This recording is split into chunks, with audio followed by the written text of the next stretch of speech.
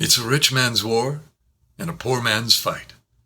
They've been saying that about every war the United States has engaged in since the Civil War. So when President Johnson escalated America's involvement in the Vietnam War and called for another 35,000 young men to be drafted every month, that adage felt all too true once again.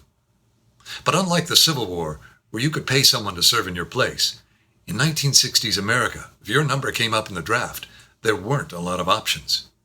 You could try to make a case as a conscientious objector. You could flee the country to someplace like Canada.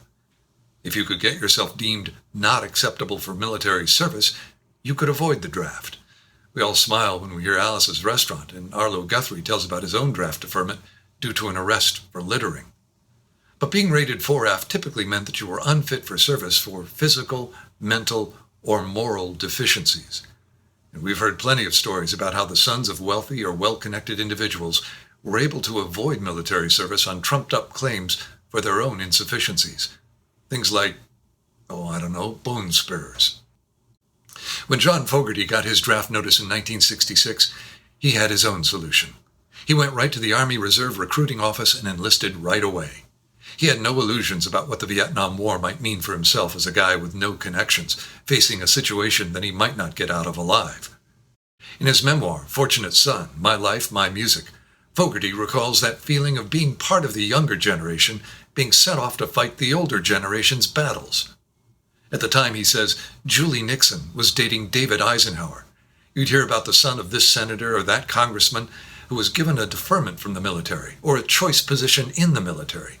They seemed privileged, and whether they liked it or not, these people were symbolic in the sense that they were not being touched by what their parents were doing. They weren't being affected like the rest of us. When John Fogerty sat down to write a song about that situation, he says it all came together in just 20 minutes.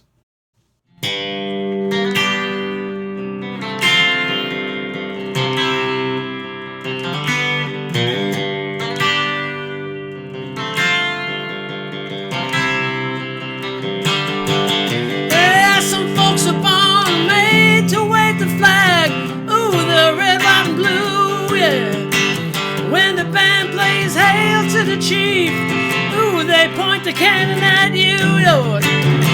Ain't me, I ain't no senator's son, no. But ain't me, and I ain't no fortunate one, no. Some folks are born silver spoon in hand, Lord, they like to help themselves. But when the tax man come to the door, Lord, the house is looking like a rummage sale, yeah. But ain't me, I ain't no millionaire son, no. But ain't me, I ain't no fortunate one, yeah.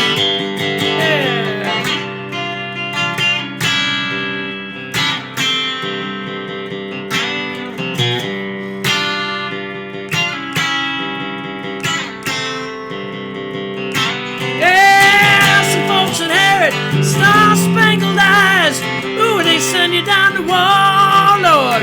And when you ask them, how much should we give? Ooh, the only answer is more and more and more. But ain't me, I ain't no military son, no. Ain't me, I ain't no fortunate one, Lord. Ain't me,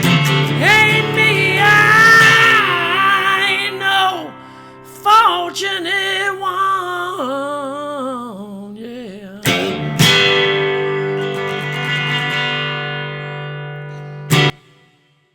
That song might have been inspired by John Fogerty's own brush with the draft in 1966 when Lyndon Johnson was in the White House.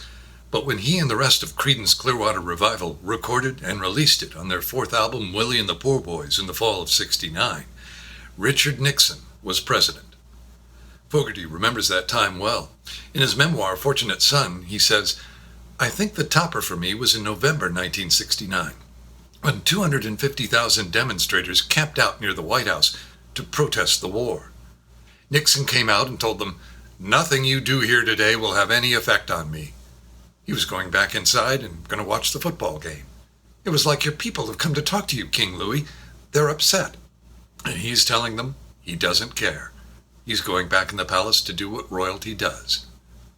Fogerty went on to say, watching the Watergate hearings on TV a few years later depressed me. I really wrestled with it. I felt so ashamed of America. Finally, I came to a realization. I'm American. I love America. I love Daniel Boone, Abraham Lincoln, the Grand Canyon. I love my country.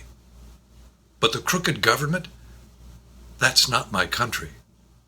Every time Nixon's upper lip was sweating, you knew he was lying. Of course, the older we get, the more our history moves away from our forefathers, Fogerty said. George Washington, you just have to admire somebody who turned down being emperor for life. It's an idea that a lot of people have not been able to resist.